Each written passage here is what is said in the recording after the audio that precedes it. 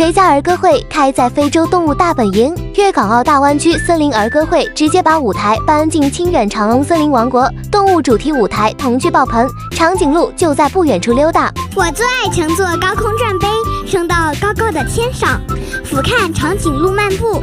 斑马、羚羊在草原上赛跑。鞠萍姐姐带领着来自全国各地的小歌手们开唱，从出发到妻子之歌。